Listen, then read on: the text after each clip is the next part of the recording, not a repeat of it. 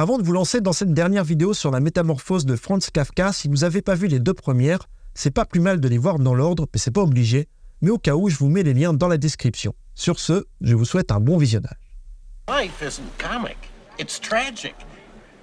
I mean, there's nothing intrinsically funny about the terrible facts of human existence. Oh, I disagree. I mean, philosophers call it absurd because in the end, all you can do is laugh. Human aspirations are so ludicrous and irrational. Well, I mean, if the underlying reality of our being was tragic, my plays would make more than yours at the box office because my stories would resonate more profoundly with the human soul.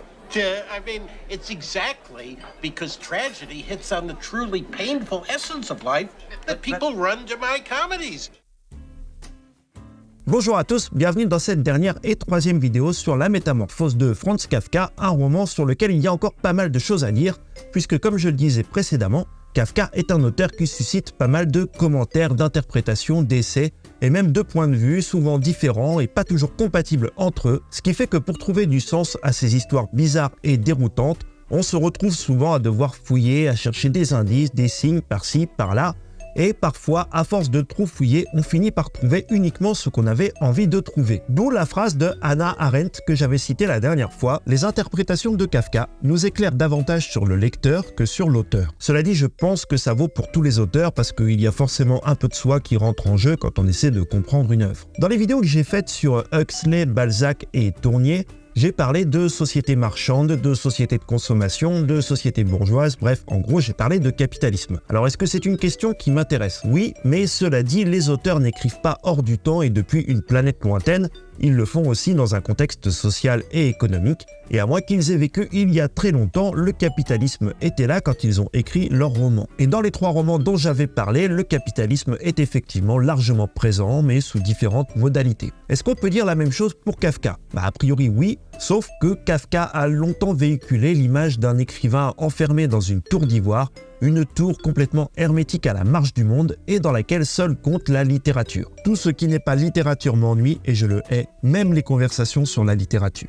Le monde pourrait être sur le point d'exploser, Kafka semble n'en avoir rien à secouer. Et quand il écrit la métamorphose en 1912, pour le coup, effectivement, le monde est pas loin d'exploser. Et quand ça pète 2 ans plus tard, le 2 août 1914, il note dans son journal « L'Allemagne a déclaré la guerre à la Russie, après-midi, piscine ». Alors certes, maintenant, on sait que c'est lui qui est à l'origine de la blague « Je peux pas le mercredi, j'ai piscine ». Et ça, c'est à mettre à son crédit. Mais sachant qu'il vit à Prague, c'est-à-dire quelque part entre l'Allemagne et la Russie, et que sa réaction c'est de dire « Pardonnez-moi, mais je m'en fous ». Ça va peut-être pas être simple d'expliquer que malgré les apparences, Kafka ne se fout peut-être pas tant que ça du monde dans lequel il vit, et que par conséquent, je n'ai pas trouvé dans la métamorphose uniquement ce que moi j'avais envie d'y trouver.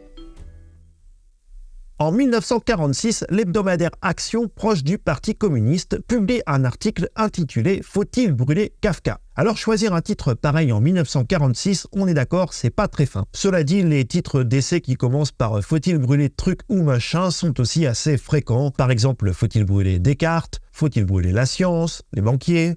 Les journalistes, Tintin, Sardou, Teilhard de Chardin, lui je sais pas qui c'est. Mais bref, qu'est-ce que ces proches du Parti communiste reprochent exactement à Kafka? En gros, d'écrire des romans politiquement réactionnaires, petits bourgeois et surtout qui évacuent toute critique sociale. En général, les héros de Kafka se heurtent à un système cruel et injuste et jusque-là c'est raccord avec les idées du parti, sauf qu'ils ne se rebellent jamais. Allô, y a personne au bout du fil? Dans la métamorphose, Grégor a tout un tas de bonnes raisons de se rebeller contre sa famille, et en particulier contre son père, mais la culpabilité prend le dessus sur le sentiment de révolte. Grégor s'en veut de causer du tort à ses proches, qui sont alors obligés de cohabiter avec un énorme cafard, et il ira jusqu'à se laisser mourir pour les libérer de ce fardeau. Juste une parenthèse vite fait, si vous avez vu la vidéo précédente, vous savez que c'est abusif de parler de cafard, puisqu'en vrai, on ne sait pas exactement en quoi Grégor s'est transformé. Mais je sens que ça va vite être pénible de dire à chaque fois « Grégor s'est transformé en un insecte qui a priori ressemble à une sorte de gros cafard ».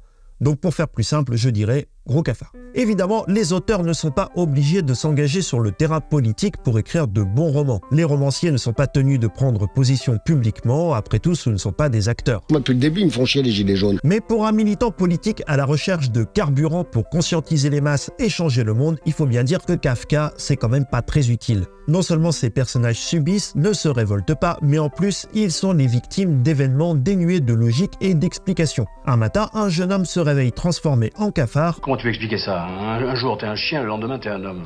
Pourquoi ? La cause de leur oppression est tellement absurde et déroutante qu'il en devient difficile de la raccrocher au monde réel, et donc d'y voir des analogies et pourquoi pas une éventuelle prise de position. D'où le commentaire d'Hannah Arendt, pour qui les récits de Kafka n'offrent ni conseils, ni enseignement, ni consolation. Lorsqu'en 1917, les bolcheviks prennent le pouvoir en Russie, Kafka déclare « Je la vois, cette puissance des masses, informe, en apparence indomptable, et qui aspire à être domptée et formée. À la fin de toute évolution révolutionnaire apparaît un Napoléon Bonaparte. » Alors je comprends que ce genre de déclaration, ça puisse énerver du côté des communistes, parce que ça donne pas vraiment envie d'aller monter une barricade. Par contre, c'est pas ce que dirait quelqu'un qui n'en a rien à secouer de la politique. Parce que si ça avait été le cas, on aurait plutôt eu droit à une réponse dans ce goût-là. Et la politique?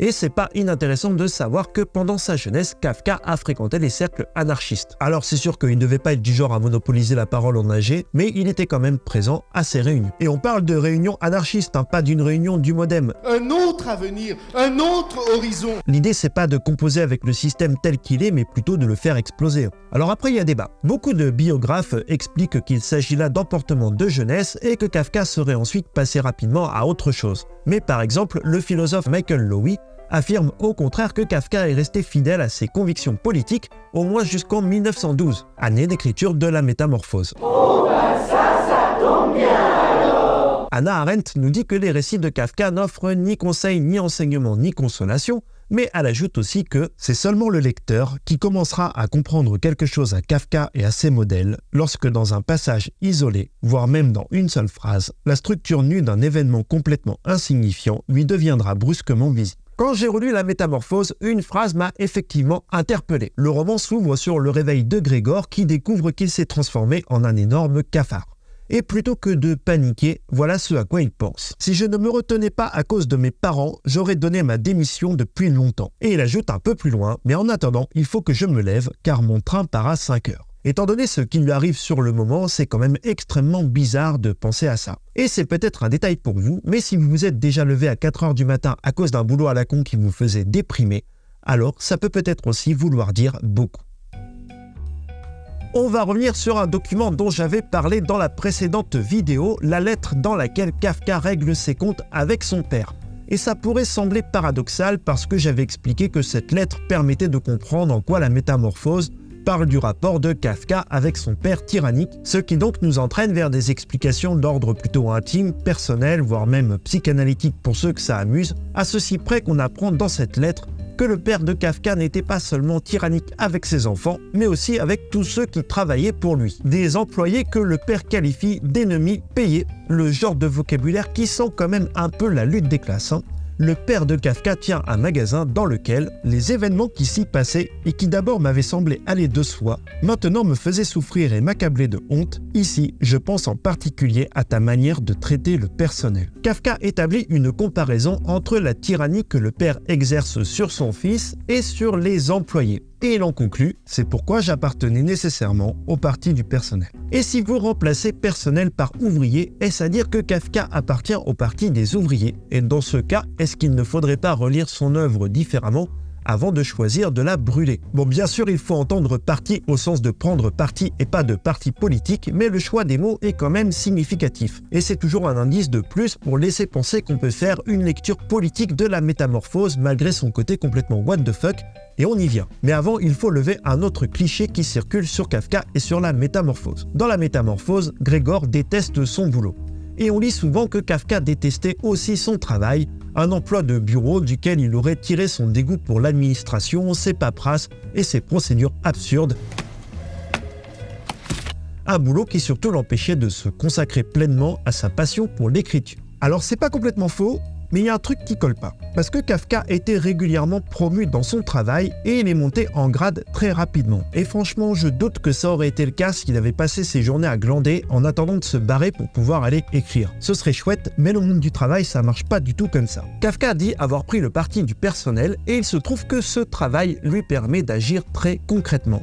En 1889, l'Empire d'Autriche-Hongrie se dote d'un système d'assurance destiné à indemniser les accidents du travail. Les entreprises doivent cotiser à une caisse et si un ouvrier a un accident, ce qui arrive souvent, alors il peut toucher un petit quelque chose en attendant de retourner travailler. Dans ce contexte, le travail de Kafka, qui a fait des études de droit, consiste à catégoriser chaque entreprise en fonction des risques qu'elle fait courir à ses employés et à rédiger des recours contre celles qui essaient de filouter avec le droit du travail pour échapper à leurs obligations. Moins 50%, c'est comme ça, personne n'y peut rien. Et lorsqu'une entreprise sort des arguments juridiques tout pétés pour justifier sa position, alors Kafka est là pour la remettre à sa place. Mais il va aussi plus loin. Dans un de ses rapports professionnels, il défend l'idée de l'assurance ouvrière contre les accidents du travail et il argumente pour qu'on l'étende à toutes les catégories de travailleurs. Alors c'est sûr, c'est pas 1945 et la mise en place du régime général de la sécurité sociale, mais ça commence à faire pas mal d'indices pour se demander si, n'en déplaise au journal Action, il n'y aurait pas comme un petit arrière-goût de marxisme dans cette histoire très étrange de personnages transformés en cafards, terrorisés à l'idée d'arriver en retard au travail. Grégor se réveille un matin dans la peau d'un gros cafard, c'est un problème, mais apparemment pas autant que d'arriver en retard au travail. Ça, c'est le tout début de la métamorphose et on peut supposer que c'est assez significatif de commencer le roman par cette idée-là. Donc Grégor a peur à l'idée d'être en retard, et il envisage d'appeler son taf pour dire qu'il est malade. Ça se tente. Faut pas en abuser, mais ça se tente. Mais Kafka, qui en connaît un rayon sur le monde du travail, sait que si Grégor fait ça, son patron va débarquer dans la foulée pour vérifier si c'est bien vrai. Et qu'il ne viendra pas seul, mais probablement accompagné par, comme par hasard, le médecin des assurances, médecin pour lequel il n'y avait pas de malades, mais seulement des gens qui n'avaient pas envie de travailler. Et quelques minutes plus tard, effectivement, le fondé de pouvoir, c'est-à-dire le représentant du patron de Grégor, débarque dans l'appartement. Et il est pas du tout content. Sachez donc que vos résultats n'ont pas du tout été satisfaisants ces derniers temps. Ce n'est pas évidemment une saison propice aux affaires, nous sommes tout prêts à le reconnaître, mais une saison sans affaires du tout, cela n'existe pas, monsieur Samsa. Cela ne doit pas exister. Grégor est donc doublement aliéné par son travail, psychologiquement d'abord et pas qu'un peu, puisque la réaction de son patron l'inquiète plus que le fait de s'être transformé en cafard. Et cette aliénation se matérialise physiquement puisque le fondé de pouvoir débarque dans l'appartement pour venir le menacer. Son employeur pénètre ainsi dans la sphère intime et familiale, transgressant la distinction entre vie professionnelle et vie privée. Ce qui le dit à Louis, une disponibilité de tous les instants.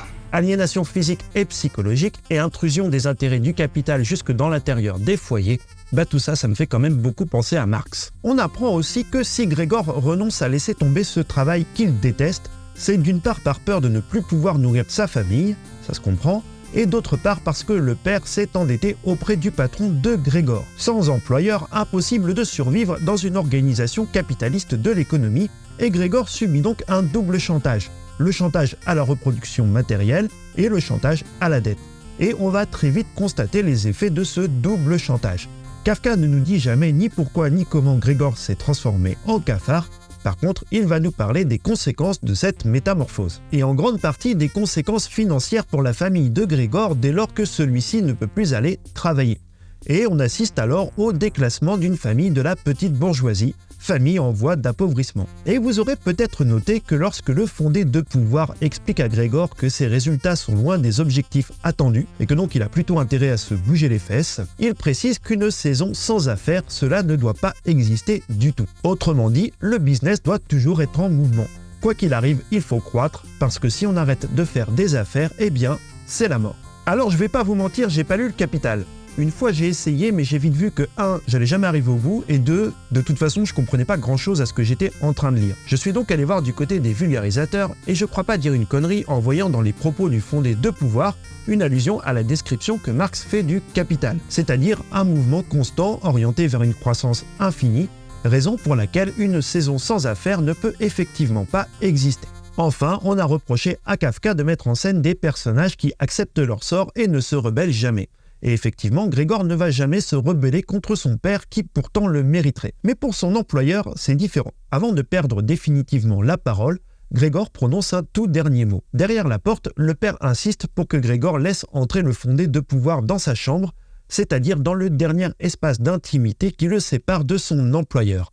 Et là, Grégor répond non. Une parole qui sonne comme un geste d'insubordination pour dire non, je n'ouvrirai pas la porte, et peut-être même non. Allez vous faire foutre. Je crois sincèrement que je ne vous conviens pas. J'ai retourné le problème dans tous les sens et j'ai pas trouvé de solution. Et je crois malheureusement que la situation ne changera jamais, quels soient les efforts que je pourrais faire. Vous m'avez jugé depuis le début parce que je ne fais pas partie de votre monde. Vous dites que je parle comme un ministre. C'est vrai, oui. Je parle comme un ministre, c'est ma formation. On m'a éduqué comme ça. J'ai essayé de faire autrement, j'ai fait de mon mieux pour me faire accepter, pour vous plaire. Faut bien se rendre à l'évidence, j'ai échoué.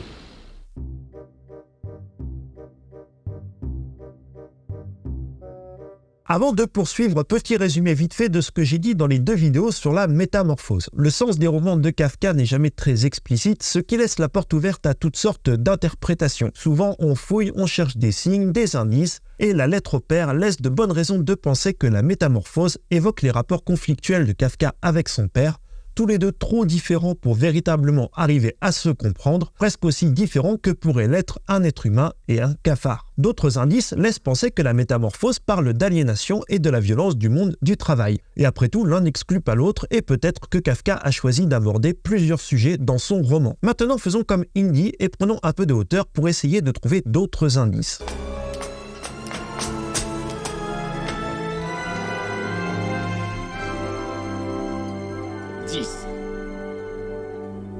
AX marque l'emplacement. Peut-être que ces 2 motifs, rapports familiaux et rapports sociaux, qui dans les 2 cas sont douloureux, ne sont que les 2 faces d'une même pièce. Parce qu'après tout ça, c'est jamais que des histoires de rapport à l'autre. Le problème de Grégor, c'est pas qu'il se soit transformé en cafard, enfin si c'est un problème, mais ce qui le fait véritablement souffrir, c'est qu'il continue à raisonner comme un être humain. Sa métamorphose n'est pas totalement achevée, sinon il se serait mis à raisonner comme un cafard et il serait parti vivre sa vie de cafard dans les égouts. Il aurait kiffé, le roman serait devenu très étrange, ça aurait pu être sympa, mais c'est pas du tout ce qui se passe. Grégor continue à penser comme un être humain, et surtout, il comprend ce que les autres racontent quand ils lui parlent.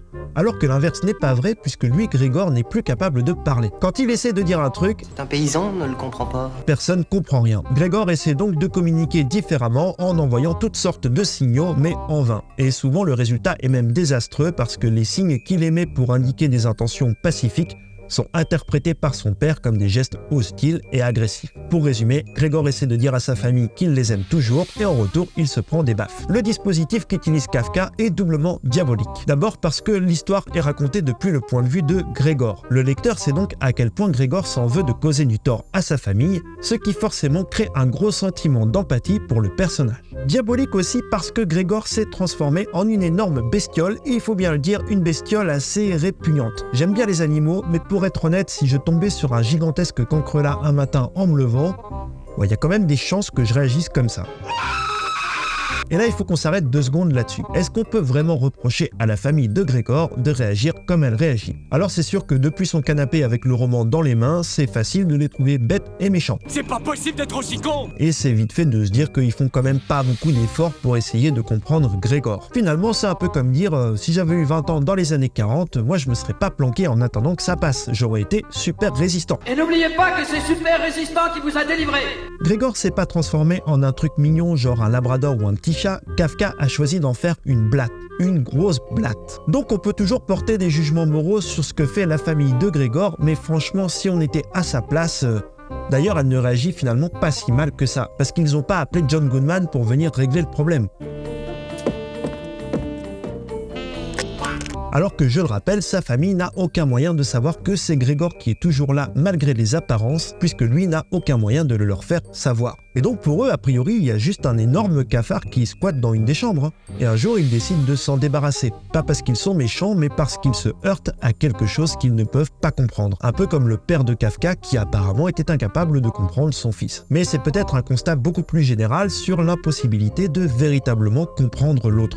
Surtout quand cette compréhension passe par l'outil imparfait du langage dont Grégor est privé. Et en ayant perdu la capacité du langage, Grégor a perdu aussi son statut d'être humain, d'où la sentence qui lui tombe dessus à la fin du roman. « Si seulement il nous comprenait », répéta le père. « S'il nous comprenait, on pourrait peut-être arriver à un accord avec lui. » Mais dans ces conditions, et du manque de compréhension naît la violence que Grégor subit alors qu'il ne veut de mal à personne. Kafka disait que l'impossibilité de comprendre son père lui avait rendu le monde incompréhensible. Et c'est dans ce monde qu'il nous entraîne, un monde où toute véritable communication entre les êtres semble impossible. Dans la Métamorphose, à part Grégor, tous les personnages se préoccupent de leur seul intérêt. Ils sont donc cruels, égoïstes, à la fois le bourreau et la victime de quelqu'un d'autre. Et pas parce qu'ils sont fondamentalement mauvais, mais parce que leur incapacité à comprendre l'autre les isole et les empêche d'être empathiques. Les romans de Kafka laissent la place à toutes sortes d'interprétations, on en a vu plusieurs, mais il y a au moins un trait commun à tous ces points de vue. Qu'il s'agisse des relations familiales, du monde du travail ou du rapport à l'autre, tout ça c'est quand même pas très gai. Je veux dire, quand on est chez Kafka, on n'est pas là pour se marrer. Ça a l'air évident, et pourtant même ça fait pas tout à fait consensus. Situation vraie, c'est dramatique, on crée un personnage en décalage, et c'est un cul à mouton. En préparant cette vidéo, j'ai lu à plusieurs reprises que quand Kafka lisait des passages de ses romans à des proches, ça faisait marrer tout le monde, y compris Kafka. Ces histoires de personnages transformés en cafards dont la seule préoccupation est d'arriver en retard au boulot, il trouvait ça désopilant. Mais aujourd'hui, quand on pense à l'univers de Kafka, le premier adjectif qui vient en tête, c'est pas vraiment désopilant. À partir du nom de Kafka, on a créé le néologisme kafkaïen. Et en général, quand on crée un néologisme à partir de votre nom, c'est la classe. Alors après, ça dépend, c'est vrai que si on dit de vous que vous êtes stalinien, par exemple, bon là, c'est pas terrible. Il y a aussi macronisme, mais ça, personne n'a jamais vraiment compris ce que ça voulait dire. Du fromage. Du jambon. Quand on dit d'une situation qu'elle est kafkaïenne, en général on fait référence à une ambiance cauchemardesque, absurde et oppressante. Et l'absurde, ça peut effectivement être vite oppressant. Par exemple, chez Camus, l'absurde naît de l'obstination des êtres humains à vouloir trouver du sens à leur existence, alors que comme le dit très bien Méléagant, ça naît, ça vit, et ça meurt. Tout cela n'a aucune conséquence. Ça, c'est le côté obscur de l'absurde, même si Camus nous dit qu'il faut imaginer Sisyphe heureux, mais ça, c'est une autre histoire. Mais l'absurde, ça peut aussi être drôle, par exemple chez les Monty Pythons. Après tout, si rien n'a de sens, eh bien, autant en rire. Et ranger immédiatement Kafka du côté des absurdes, dépressifs et pense sans rire, c'est peut-être aller un peu vite. Grégor est terrorisé à l'idée d'arriver en retard au boulot alors qu'il vient de se réveiller dans la peau d'un cafard. Pour décrire cette situation, Kafka utilise un euphémisme qui ressemble quand même beaucoup à un trait d'humour. Le prochain train partait à 7 h. Pour l'attraper encore, il aurait fallu se précipiter comme un fou, la collection n'était même pas empaquetée, et enfin, il ne se sentait pas particulièrement frais et dispo. Ben oui, tu m'étonnes que Grégor ne se sente pas particulièrement frais et dispo, il vient de se réveiller dans la peau d'un cafard. Parmi les différentes formes d'humour qui existent, il y en a une qui s'appelle le grotesque et qui se définit de la manière suivante. Adjectif, risible par son apparence bizarre, caricaturale, non, le comique de caricature poussé jusqu'au fantastique, à l'irréel. Alors je pense qu'on est tous d'accord pour dire que la Métamorphose est à la fois bizarre et fantastique. Mais est-ce que c'est aussi un roman caricatural ? En tout cas, tous les personnages le sont à un moment ou à un autre. Grégor est tellement préoccupé par les conséquences de sa transformation qu'il en oublie de s'interroger sur les causes. Le père est si fier d'avoir retrouvé du travail qu'il ne retire plus jamais son uniforme. Ou encore, la mère qui ne prend jamais parti s'évanouit à chaque fois que Grégor sort de la chambre. Et ça vaudrait pour tous les personnages du roman. L'humour peut aussi être burlesque, c'est-à-dire une forme de comique exagérée, très gestuelle et qui, sous des apparences exubérantes, traite des sujets sérieux. Alors les sujets sérieux, je reviens pas là-dessus, ça fait 2 vidéos qu'on en parle. Quant à la gestuelle exagérée et à l'exubérance, dans la Métamorphose, c'est presque systématique. Par exemple, les tentatives laborieuses de Grégor pour se déplacer avec son nouveau corps, les courses-poursuites dans le salon pour échapper au père pendant que la mère s'évanouit, ou encore le fondé de pouvoir qui détale comme un lapin quand il se retrouve nez à nez avec un insecte géant. Et oui, il y a comme une ambiance de théâtre de boulevard qui plane sur ce roman. Il y a un homme dans le placard dans lequel les personnages passent leur temps à ouvrir et à fermer une porte, la porte de la chambre de Grégor. Et tous ces gestes exagérés font penser à du théâtre burlesque, mais pas seulement. Kafka était amateur de cinéma, et avant 1912, le jeu d'acteur au cinéma c'est très rudimentaire, et ça repose beaucoup sur des gestes exagérés. On parle alors de jeu sémaphorique, au sens où, à défaut de pouvoir se servir de la parole, les acteurs exagèrent leurs gestes pour faire passer des idées ou des émotions. Sûrement aussi parce qu'ils n'avaient pas encore compris que c'est pas la peine d'en faire des caisses quand t'es filmé de près par une caméra, ça va, les gens vont comprendre. Alors bon, je sais pas dans quelle mesure tout cela a pu influencer Kafka, mais les suspensions du récit au profit de pures situations burlesques et de gestuels comiques sont nombreuses dans le roman. Si on ajoute à ça les comportements caricaturaux des personnages et les réflexions parfois absurdes qu'ils peuvent avoir, et qu'on se rappelle que Kafka n'était pas l'écrivain torturé, solitaire et dépressif qu'on imagine souvent, La Métamorphose est peut-être bien, si ce n'est un roman humoristique, au moins un roman dans lequel il y a de l'humour. Mais peut-être, et ce sera la conclusion, que comme le disait Hannah Arendt, je n'ai fait que parler de moi en essayant d'analyser la métamorphose. Ce qui voudrait dire que j'aime bien Marx, le cinéma, la rigolade, et que moi aussi je suis perçu par mon père comme une sorte de cafard. Voilà, c'est terminé pour cette série sur la métamorphose, je vous remercie de l'avoir suivi jusqu'au bout. J'espère que ça vous a plu et j'espère aussi qu'on se retrouvera dans pas trop longtemps pour parler d'un autre roman. Et en attendant, portez-vous bien.